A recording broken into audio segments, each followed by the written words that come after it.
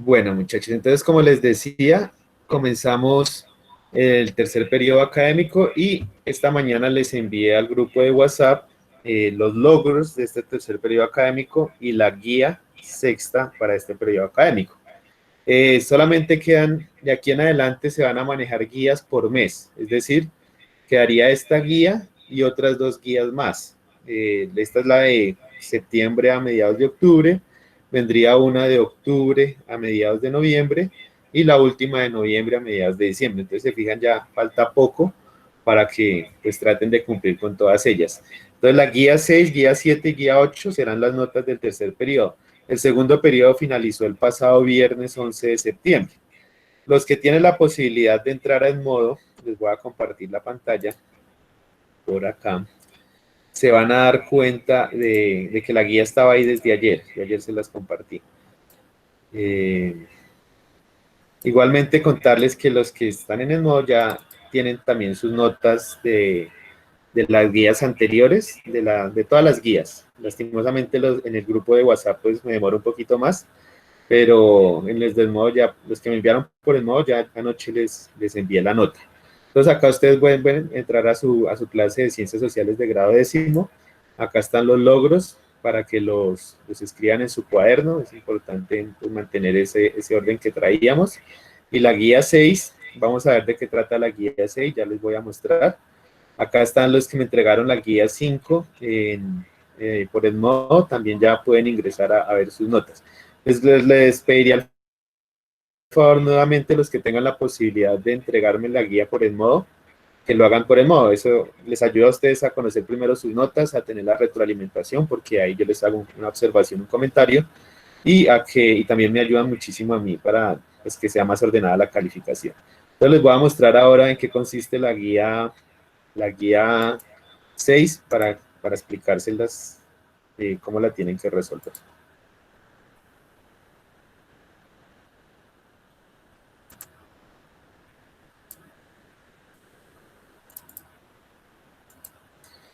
Listo, muchachos. Entonces ya les va a aparecer acá la guía 6. Es algo muy sencillo. Me puse revisando la guía 5, me di cuenta que sí se me fue un poco la mano en el taller anterior. No pensé que fuera tan extenso. Ahí sí, pues la idea no era hacerles una actividad tan larga. Entonces, ¿qué nos dice? Básicamente la guía 6 vamos a abordar el tema de Segunda Guerra Mundial. Y ese tema de Segunda Guerra Mundial lo vamos a encontrar en la página del libro, entre las páginas 82 y 85. Y son preguntas muy, muy sencillas, incluso pues la idea es que ustedes lean el libro y encontrarán la respuesta. Sin embargo, estas preguntas, eh, digamos, a raíz de lo que vamos en estas sesiones de aquí en adelante, las vamos a poder responder. Primera, ¿qué país estaba detrás de las colonias europeas del sudeste asiático? Que es la uno bajando. Un país ahí, que tiene la banderita, es blanca con un círculo rojo en la mitad, y les soplo esa. Es un país asiático, una de las actuales potencias del mundo.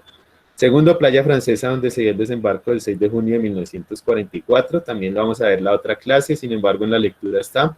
Primer país afectado con el inicio de la Segunda Guerra Mundial, eso lo vamos a ver hoy para que lo tengan en cuenta. ¿Cómo se le denominó a Alemania bajo el gobierno de Hitler? También, que está en la 4.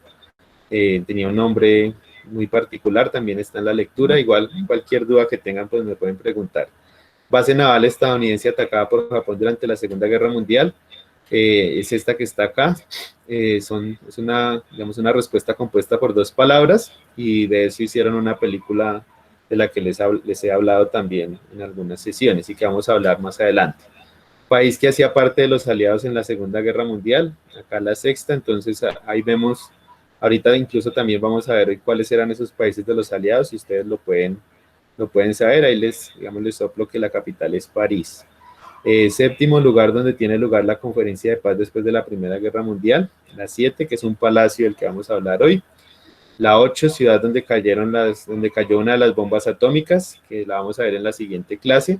Esas también muy conocidas. Hace poco se conmemoró, creo que 70 años de esa, bueno, se conmemoró un año más de esas bombas atómicas. Apellido del primer ministro británico también está en la lectura. Y país que lideraba las potencias del eje, que ese es súper facilísimo, que es el país de donde era Hitler. Entonces son preguntas bastante fáciles, están en la lectura, pero pues si ponen atención a la sesión, a esta y a la próxima, las podrán responder. Luego dice, revise el mapa de la página 85 y responda las siguientes preguntas. Ahorita les voy a mostrar pues la página 85 para ver cuáles eran estas preguntas que hay que resolver. Y dice, imagine usted que es un publicista durante la Segunda Guerra Mundial y le ordenan diseñar un afiche en favor de la paz. Diseñelo en el cuaderno o en hojas, tome una foto o escanéelo y envíelo al profesor. Acá, digamos, es para que no quede la guía tan cargada de sola guerra, porque es Segunda Guerra Mundial, vamos a ver muertes, vamos a ver ataques, batallas y demás, pues la idea es que al final ustedes propongan algo, un dibujito o un afiche, tampoco se complican mucho, donde pues dejen un mensaje hacia la paz, que la guerra no es nada bueno. Y al final, pues es una actividad que ustedes van a encontrar en todas las guías de todas las asignaturas que les van a llegar este periodo, o que ya les están llegando, que es una, digamos, una campaña de sensibilización sobre la prevención del COVID. Entonces, pues acá el reto, pues cuídense del COVID siempre. Entonces lo van a encontrar en todas las guías. Entonces es algo que no es muy complejo, entonces vamos a revisar el mapa de la página 85. Es un mapa de, por acá lo miro, el libro también. Es un mapa de Europa, vamos a ver si lo puedo proyectar por acá.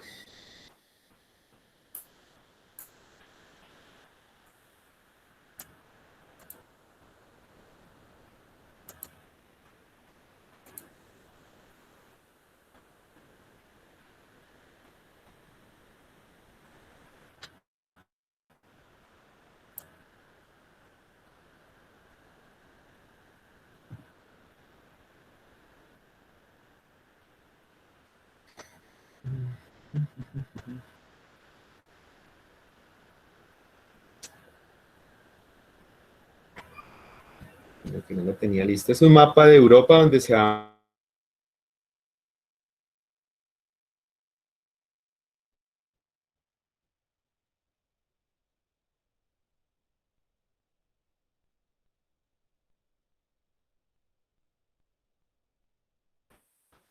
en términos generales.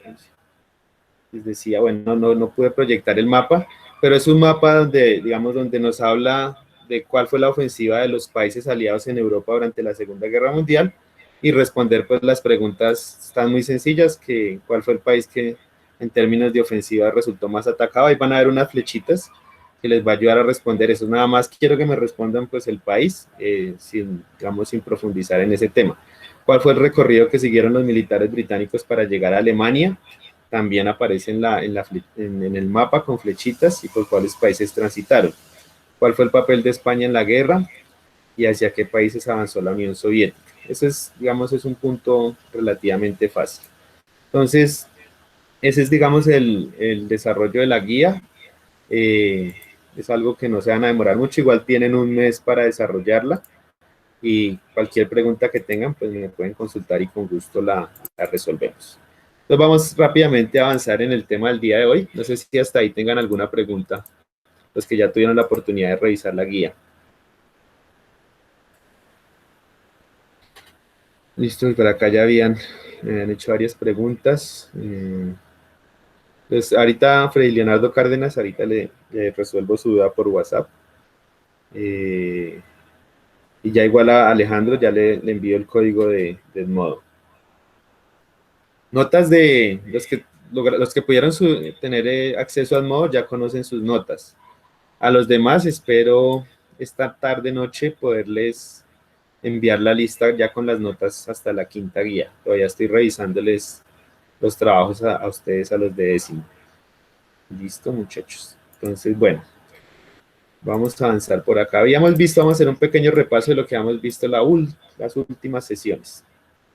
Habíamos avanzado en el tema de la Primera Guerra Mundial. Habíamos dicho que la Primera Guerra Mundial o Gran Guerra se disputó entre 1914 y 1918 en todo, digamos, el centro de Europa, pero tuvo varios frentes. Tuvo un frente oriental, un frente occidental donde se enfrentaron principalmente Alemania contra Francia y Gran Bretaña. También tuvo un frente oriental donde se enfrentaron principalmente Rusia contra Alemania. Si se dan cuenta, digamos, la Primera Guerra Mundial fue, bueno, pues acá habíamos visto las batallas, habíamos dicho que la Primera Guerra Mundial había sido una guerra de trincheras que se caracterizó porque fue un enfrentamiento hombre-hombre, que no, en sus inicios no hubo intervención pues de fuerza aérea o fuerzas marítimas, y esto pues llevó a que tuvieran que crearse estas famosas trincheras para que los soldados se resguardaran. También hablábamos que había sido una guerra en la que se habían utilizado armas químicas, principalmente el gas mostaza o otro tipo de gases tóxicos que llevaron, digamos que fue como la alternativa que encontró Alemania para destrabar la guerra luego de que se habían hecho las trincheras. Las trincheras atravesaron gran parte de Europa. Acá vemos en punticos, pues todas estas eran las trincheras que habían, principalmente entre Alemania y los países como Francia y Gran Bretaña, que se estaban pues evitando que Alemania los invadiera. Habíamos visto algunas batallas. Habíamos dicho pues que en 1917 se había dado la famosa Revolución Rusa, la última clase que tuvimos hablamos de cómo se había dado esa Revolución Rusa, quién era Vladimir Lenin, quiénes eran los bolcheviques o partido bolchevique, y que esa Revolución Rusa había marcado el fin de esa Primera Guerra Mundial, junto a un hecho importante que fue el hundimiento del barco Lusitania, que era ese barco de origen británico que llevaba a ciudadanos estadounidenses y que anima después de su hundimiento a que Estados Unidos entre a la guerra en esa Primera Guerra Mundial y sea el determinante para, digamos, para finalizar esa Primera Guerra Mundial. Entonces habíamos hablado de la Revolución Rusa, la última clase, y de la Primera Guerra Mundial. ¿Qué vamos a ver hoy? ¿Qué ocurrió en Europa entre el final de esa Primera Guerra Mundial y el inicio de la Segunda Guerra Mundial? Antes de eso, pues quisiera hacerles unas preguntas previas, a ver qué tal, si recuerdan algo. Entonces, primera pregunta, para que me respondan ahí en el chat o ahora en el micrófono. ¿Cuál era la finalidad de las trincheras?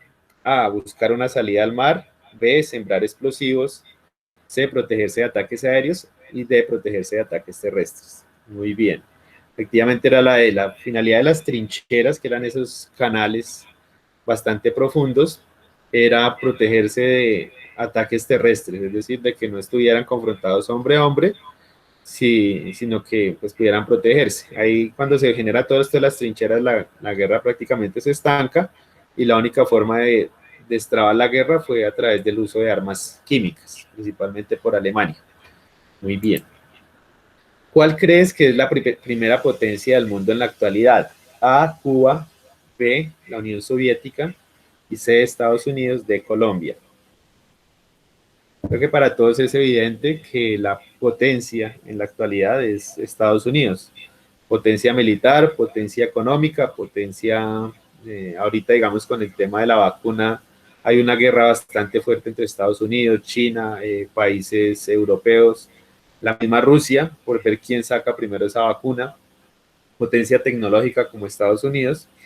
Y eso, digamos, esa capacidad que tiene Estados Unidos a nivel económico, político y militar, pues no es algo nuevo. En nuestra época es algo que viene desde finales del siglo X, desde el mismo siglo XIX, desde cuando Estados Unidos se independiza de Gran Bretaña en el siglo XVIII. En el siglo XIX pues se consolida como potencia, y pues muestra de esa poderío de Estados Unidos pues es lo que se da en la Primera y Segunda Guerra Mundial, que entra a ser uno de los determinantes. ¿Por qué hablar de Estados Unidos? Porque en este periodo de entreguerras, que es lo que hay entre 1918, que es cuando finaliza la Primera Guerra Mundial, y 1939, cuando inicia la Segunda Guerra Mundial, Estados Unidos tiene un protagonismo muy importante. Y digamos, ese periodo que hay es el que se conoce famoso periodo de entreguerras. Acá vemos algunos elementos claves en esta imagen que dan cuenta de cómo se vivió ese periodo. La imagen pues nos muestra en la parte de arriba unos obreros. Estados Unidos vivía una época, estamos hablando de inicios del siglo XX, una época caracterizada por la industrialización, por los movimientos obreros, pues no tanto movimientos obreros, pero sí gran cantidad de obreros. Pero también Estados Unidos, pues con el auge de todo su desarrollo, una ciudad donde ya se empezaban a ver rascacielos, grandes edificios, los vehículos, la tecnología, pero que también se ve marcada por la aparición de tres personajes.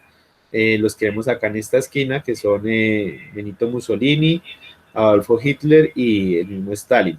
Y por acá en el centro, Franklin Delano Roosevelt, que era el presidente de Estados Unidos. Y acá el símbolo nazi. Entonces esta imagen pues, nos muestra un poco lo que fue ese periodo en entreguerras. Vamos a desarrollar cada uno de esos aspectos para ver cómo también esos aspectos marcan el inicio de la Segunda Guerra Mundial.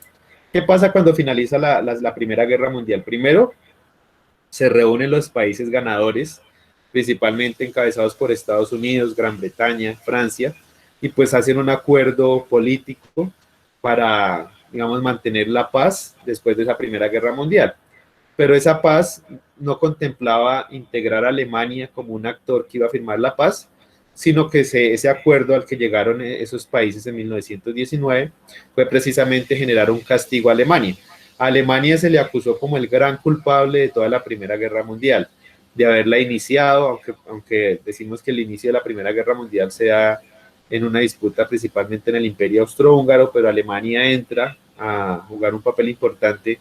Alemania pues invade Francia, entonces a Alemania se le acusa de ser pues el culpable de toda la guerra, se le castiga a Alemania en términos económicos con una deuda que ellos tienen que pagar o con una multa que ellos tienen que pagarle a los países ganadores, y que les hablaba yo también que esa multa la acaba de pagar Alemania apenas en el 2010, o sea, casi 100 años después de la Primera Guerra Mundial, Alemania logra pagar ese castigo que le colocaron en esa Primera Guerra Mundial. Pero entonces, bueno, listo, finaliza la Primera Guerra Mundial en 1918, Alemania, el país derrotado, Estados Unidos cuando entra a la guerra, entra con cerca de 1 millón de hombres, que eso determina pues la derrota de Alemania. Alemania termina rindiéndose en 1918. Alemania tiene que ceder los terrenos que había ganado. Recordemos que Alemania tenía una disputa territorial entre, digamos, por el territorio que había en la frontera con Francia, principalmente los territorios de Alsacia y Lorena, que estaban en disputa desde finales del siglo XIX. Alemania tiene que devolvérselos a Francia después de que se los había quitado. Y así, digamos, con gran parte del territorio alemán pasa lo mismo, pierde muchísimo territorio. Acá vemos un mapa de cómo era Alemania, que ustedes lo ven acá, antes de la Primera Guerra Mundial, el Imperio Alemán. Y vamos a ver acá en estos dos mapas que les van a aparecer cómo cambia ese mapa, que era una de las preguntas que yo les hacía en la guía anterior. ¿Cómo cambia el mapa de Alemania después de la primera Guerra Mundial? Acá vemos, digamos, el Imperio Alemán, si se dan cuenta, tiene territorio hasta esta parte, muy cerca al Imperio Ruso. Toda esta partecita le da paso a la creación digamos, del país de Polonia. Esa es una de las preguntas del crucigrama, que cuál es el primer país que se ha afectado en la Segunda Guerra Mundial. Ese país es Polonia. Porque ya vamos a ver, si se dan cuenta en el primer mapa, Polonia no tiene, digamos, no existe acá. Pero ya después de que se acaba esa Primera Guerra Mundial, Polonia aparece como un estado con gran parte del territorio que anteriormente le pertenecía a Alemania. Por el lado de Francia, los territorios de Alsacia y Lorena, que quedan por acá en esta partecita, si se dan cuenta, en esta parte Francia no tenía esos territorios y en esta parte ya los tiene. Entonces, primer elemento, además de la derrota de Alemania que sufre este país, es la pérdida de su territorio. Segundo castigo, bueno, primero pues lo sacan de ese famoso Tratado de Versalles. Se reúnen en 1919 en una conferencia en París los países ganadores, Gran Bretaña, Francia, Estados Unidos, y pues deciden repartirse como tal la torta después de haber ganado la guerra. Acá, digamos, vemos a los representantes de estos países, vemos sus banderas y además donde se reúnen estos presidentes de estos países. Se reúnen en un palacio que es el Palacio de Versalles, es este palacio que ustedes ven acá, muy bonito, a las afueras de París, pero que tiene muchísima historia. Este palacio es, digamos, data por allá de comienzos del siglo XVIII, y pues es donde se da, digamos, todo el tema de la Revolución Francesa. Igualmente, pues los famosos jardines de Versalles, que en otra época, en siglos anteriores, se caracterizaban por ser lugares bastante sucios, porque eran tomados como baños para las personas que llegaban allí al palacio. pero un palacio muy lujoso, el Palacio de Versalles en París. Allí es donde se firma el famoso Tratado de Versalles. Por eso se le da ese nombre a ese acuerdo que llegan los países victoriosos de esa Primera Guerra Mundial. Se le da el nombre de Tratado de Versalles porque se firma en este famoso Palacio de Versalles. Esta es una copia en español de ese tratado que se firma en 1919, texto completo del Tratado de Paz entre las potencias aliadas y asociadas. Y Alemania, si se dan cuenta, y Alemania, que lo dejan como por fuerita, y protocolo. Entonces, este se firma en 1919 en este palacio. ¿Qué contemplaba ese tratado de Versalles? Primero, un castigo a Alemania por haber sido el que genera la guerra y el que digamos, incentiva los ánimos para que se genere la guerra. Primer castigo que le propinan a Alemania, pérdida del poderío militar. Alemania tenía cerca de 1 millón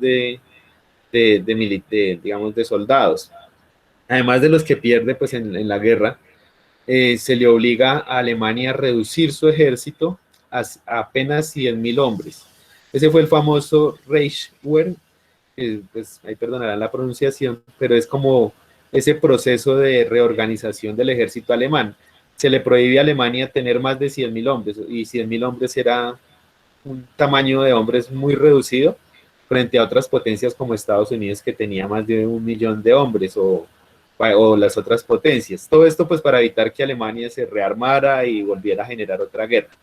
Reducción de su flota marítima. Recordemos que uno de los determinantes del final de esa Primera Guerra Mundial es la famosa guerra el ataque al barco de Lusitania, que lo propinó un submarino alemán.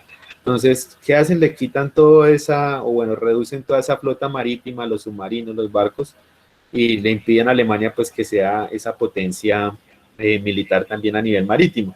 Y pues lo que les había dicho, la reducción del número de militares. Duraron de 1919 a 1935 con apenas esos 100.000 soldados alemanes. En 1935 se da otra reorganización militar, que es el famoso Wehrmacht, que ya es, ya está encabezado por Adolfo Hitler, que es, digamos, el presidente para la época de Alemania. Y pues ya, o sea, Hitler llega y dice en 1935 como que ya estuvo bueno de que el ejército de él esté tan reducido, y viola este Tratado de Versalles y comienza nuevamente a ampliar el poderío de Alemania. Pero duran más de 10 años, 16 años, pues con ese ejército y ese poderío militar tan reducido. ¿Qué más pasaba en este periodo entre guerras? Estados Unidos era la gran potencia. Recordemos que Estados Unidos sale victorioso de esa Primera Guerra Mundial, se convierte en el centro económico del mundo. Nueva York es la capital del mundo en términos económicos. Mejor dicho, fueron los famosos años felices que se le llaman Estados Unidos. Acá vemos una imagen, los felices años 20, donde la gente pues disfrutaba en los salones de bailes, todas las personas tenían dinero en Estados Unidos.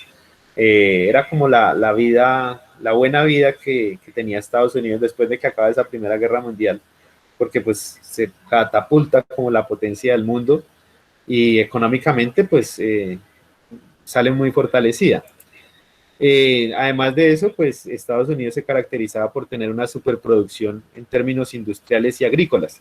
Estos países que, bueno, tanto Alemania, que pierde la Primera Guerra Mundial, pero los otros países europeos como Francia y Gran Bretaña salen muy afectados de esa Primera Guerra Mundial.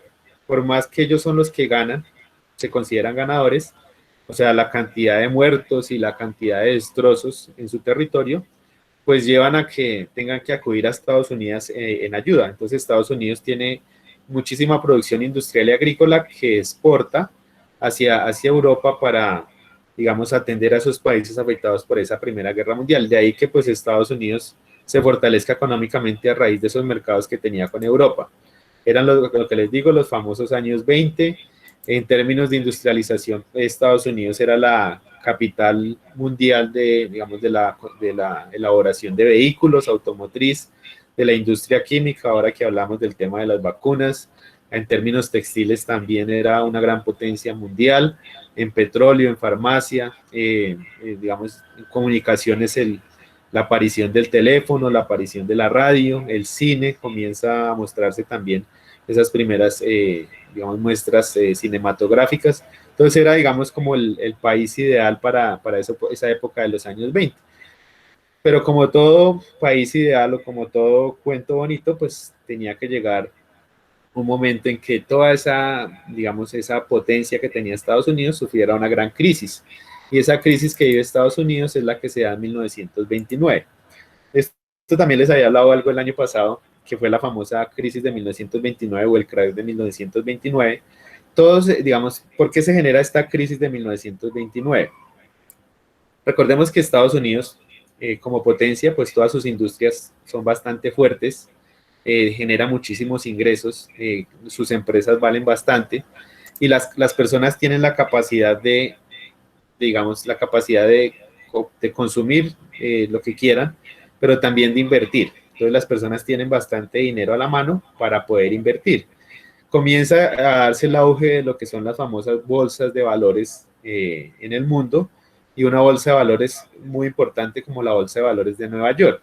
Entonces las personas pues tienen el dinero y lo invierten en acciones en la bolsa. ¿Cómo funcionan esas acciones en la bolsa? Acá en esta gráfica podemos ver muy bien, digamos, las personas con su dinero, el inversionista tiene un dinero, una inversión, lo lleva a la bolsa de valores, allí hay unos famosos corredores de bolsa, que son los que le dicen en qué inviertan ese dinero, en comprar acciones, y eso les va a generar unos rendimientos. ¿En qué, digamos, en qué invertían las personas en términos de acciones? Pues en la industria automotriz, en la industria química, en todas estas industrias, pues eran empresas que venían creciendo, entonces si yo invertía mi dinero ahí, compraba parte de esas acciones, las acciones son como partecitas pequeñas de la empresa, pues eso me iba a generar un rendimiento. Entonces las personas pues tenían esa capacidad de invertir en la bolsa.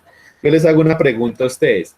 En este momento, bueno, ya está pasando el tema de la pandemia. ¿En qué invertirían ustedes si tuvieran la posibilidad de invertir en una fábrica de zapatos o en invertir en Netflix? ¿Ustedes en qué invertirían?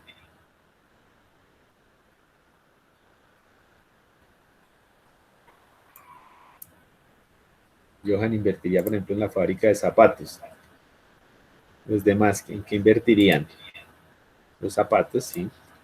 Muy bien. Ahora yo les hago una pregunta. Bueno, ustedes, cada uno por esta época está siempre en la casa y digamos, uno siempre tiene zapatos para salir a la calle. O incluso quería preguntarles, ¿qué ha pasado con los zapatos que ustedes tienen del colegio? ¿Los han utilizado en la casa? ¿No los han utilizado? Arrumados, sí, muy bien, exactamente. Los zapatos en este momento es un bien que muchísimos colombianos no estamos adquiriendo, no estamos comprando, porque bueno, nosotros tenemos nuestros zapatos de estar en la casa, pero zapatos para salir a la calle pues casi no salimos, entonces están guardados.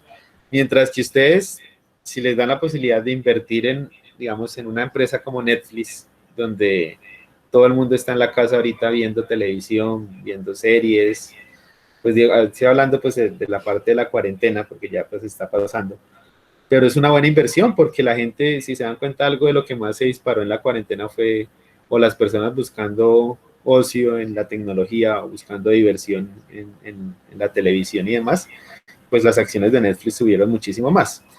O en bicicletas, por ejemplo. Yo invertiría también en una fábrica de bicicletas porque la gente pues compró bicicletas para salir a hacer ejercicio. Entonces, en esa época, lo que hacía la gente era invertir su dinero en empresas destinadas pues a estos productos que eran los que más se comercializaban en la época. Entonces la gente tenía su dinero, lo llevaba a la bolsa y eso le generaba unos rendimientos. Sin embargo, esos rendimientos no era que se le devolvieran como tal en plata física, sino era un papelito que ellos tenían que decía usted es dueño de tanto dinero y tantas acciones en tal empresa y su dinero ha crecido en este tiempo. Entonces, la obsesión de las personas llevan primero pues a que busquen la forma de tener más dinero para invertir en la bolsa y una de esas formas para obtener más dinero es sacando plata prestada a los bancos. Primer elemento clave, sacan plata prestada a los bancos. Segundo, esos productos o esas acciones, digamos, por ejemplo, colocamos el ejemplo de las bicicletas, digamos en Garagoa, si hay un solo almacén de bicicletas. ¿Qué hace el señor del almacén de las bicicletas? Él libremente puede subirle el precio a las bicicletas porque sabe que las personas se las tienen que comprar y que las personas tienen que invertir pues en la bicicleta. Entonces es lo que se llama especulación, que es, digamos, especular por el precio de un objeto para poderlo adquirir. Entonces los dueños de esas empresas empiezan a subirle el costo a sus acciones porque saben que las personas pues las quieren comprar y que en términos económicos pues valen muchísimo más. Eso es lo que se le llama inflación. La inflación es el aumento de precio de un producto, en este caso, el aumento del precio de las acciones. Entonces, poco a poco esas acciones fueron creciendo de valor, fueron, digamos, aumentando su precio, las acciones las empresas de los automotriz, química, textiles, hasta que llegó un punto en que las acciones ya nadie las podía comprar. O sea, si una persona, por más dinero que tuviera, iba a comprar una acción en la fábrica de bicicletas, pues el dueño de la fábrica de bicicletas le iba a pedir muchísimo dinero y esa persona no iba a tener la posibilidad de comprarlas. Entonces, ¿qué pasa? Cuando ya nadie puede comprar las acciones, ¿qué hace el dueño de la bicicleta? Le baja el precio a la acción para que alguien se la compre. Pero este inversionista que tenía acciones en la fábrica de bicicletas ve que la acción empieza a bajar y comienza a vender sus acciones. Entonces, a medida que él la quiere vender, pues las acciones siguen bajando porque comienzan a haber más acciones en el mercado. Esto fue algo muy, muy rápido que pasó en apenas una semana y que, digamos, eso comenzó un martes y ya el jueves, el famoso jueves negro, pues todas esas acciones habían caído de precio dramáticamente, que fue lo que se le llamó el famoso jueves negro de 1929. Acá vemos una página de la prensa de Inglaterra de la época, donde se muestra cómo precisamente se da ese famoso jueves negro y las consecuencias que tuvo pues, para la economía de Estados Unidos. Viene la crisis económica. ¿Por qué la crisis económica? Todas esas personas que habían sacado plata prestada a los bancos para comprar acciones, pues ya no van a tener dinero para pagarle los bancos. Entonces los bancos van a quebrar. Segundo, esas empresas que anteriormente sus acciones valían muchísimo, se desvalorizan tanto, y además a eso se le suma muchísimo que los países europeos ya empezaban a recuperarse, entonces las empresas ya no, digamos, lo que producían antes para exportar a Europa ya no es necesario, entonces esto genera desempleo, genera empresas en quiebra, personas en quiebra, bancos en quiebra, eso es lo que se le denominó la Gran Depresión. Todo eso ocurrió en un periodo de tiempo muy, muy corto, digamos en 1929, en ese famoso jueves negro. Tuvo que esperar a Estados Unidos varios años para que llegara, digamos, en 1933 llega este presidente, Franklin Roosevelt, y es el único que logra logra sacar de la crisis a Estados Unidos. Entonces, mientras que Estados Unidos se hundía en una gran crisis, los países europeos aprovecharon para fortalecerse. Y aprovechó un país, principalmente, que fue el que protagoniza la Segunda Guerra Mundial, que fue Alemania. Entonces Alemania comienza a fortalecerse, ya en Alemania había aparecido, ya era gobernante Adolfo Hitler para 1933, la crisis en Estados Unidos pasa en 1929 y digamos Alemania y otros países derrotados en la Primera Guerra Mundial empiezan a fortalecerse, llega al poder Adolfo Hitler, en Alemania llega en Italia Benito Mussolini, los dos llegan a través del voto, las personas votan por ellos, no es un golpe de Estado ni nada por el estilo, las personas votan por ellos. También en la guía anterior hablábamos muchísimo de los nacionalismos. Precisamente estos presidentes promueven muchísimo el nacionalismo, que es ese sentimiento hacia su país, hacia su nación, bastante fuerte, sobre todo en Alemania, y eso promueve pues que lleguen estos personajes. Acá los vemos, Benito Mussolini y Adolfo Hitler. Por el lado de Rusia, recordemos que ya había ocurrido la Revolución Rusa, y aparece este personaje que es Stalin, que es el presidente de Rusia, y se comienza a configurar esas rivalidades nuevamente en Europa, alentadas principalmente por Hitler, por un lado, que estaba muy indignado por ese castigo que le han puesto a Alemania en el Tratado de Versalles, y por este lado Stalin, que es representante de la Unión Soviética, que también bastante fortalecido por el tema de su revolución rusa y, digamos, el modelo político que manejaba. Se comienzan entonces a configurar dos bandos. por un lado, los ganadores de la Primera Guerra Mundial, Estados Unidos, Francia, Gran Bretaña y la Unión Soviética que se les une, y por el otro lado la Alemania nazi ya para la época bastante fortalecida, Japón que decide unirse e Italia. Italia siempre ha estado como bailando de un lado para otro, en la Primera Guerra Mundial estaba del lado de los aliados y ya en este lado, pues cuando llega Mussolini al poder, decide unirse a Alemania. Entonces, como tal, tenemos ya los dos frentes, nuevamente caldean los ánimos para un nuevo enfrentamiento bélico que terminará dando inicio a la Segunda Guerra Mundial en 1939, con la invasión de Alemania a Polonia, que es lo que vamos a hablar la próxima clase. Entonces, les quería hacer ese recorrido por ese periodo entre guerras que se caracterizó primero la victoria de Estados Unidos, esos famosos años 20, posterior crisis de Estados Unidos en 1929 y el surgimiento de los gobiernos nacionalistas en Europa, encabezados por Adolfo Hitler. Ahí ya tenemos todos los elementos para el inicio de la Segunda Guerra Mundial, que es lo que vamos a ver en la próxima clase. Entonces, no sé si tengan alguna pregunta, y si no, pues yo les hago las preguntas. Listo. Primera pregunta, ¿qué se firmó en Versalles en 1919? A, un acuerdo económico para que Alemania se recuperara. B, la rendición de Estados Unidos. C, un tratado de paz en favor de los países victoriosos de la Primera Guerra Mundial. D, la rendición de la Unión Soviética. Muy bien, efectivamente, es la C, un acuerdo o un tratado de paz en favor de los países victoriosos. ¿Cuáles fueron los victoriosos? Estados Unidos, Francia y Gran Bretaña. ¿Listo? Muy bien, entonces en esa la C. Siguiente pregunta, ¿qué país apareció como la mayor potencia luego de la Primera Guerra Mundial? A, Francia, B, Estados Unidos, C, Alemania, D, la Unión Soviética. Efectivamente, los famosos años 20, Estados Unidos, potencia económica, mundial, política, militar. Muy bien, efectivamente era la B. Siguiente pregunta, ¿qué fue el Reichswehr? El nuevo nombre que le dieron a Alemania luego de la guerra. B, un acto de rendición. C, un acuerdo de paz. D, la reorganización del ejército alemán. Muy bien, efectivamente, la D, reorganización del ejército alemán. El Reichswehr fue la reducción del ejército a 100.000 hombres, quitarle su poderío militar marítimo y demás. ¿Listo? ¿Qué tenían en común Benito Mussolini y Adolf Hitler? A, ganaron la Primera Guerra Mundial. B, eran buenas personas. C, instauraron gobiernos totalitarios. D, gobernaron el mismo país. Muy bien, efectivamente la C. Benito Mussolini y Adolf Hitler se caracterizaban por sus gobiernos totalitarios, es decir, autoritarios, nacionalistas, incluso en Italia el famoso fascismo, apoyado bastante militaristas, digamos, gobiernos, lo que se le llama gobiernos totalitarios. Listo, muchas, entonces en esta era la C. Entonces, eso era lo que les quería hablar hoy, no sé si alguien tenga alguna pregunta.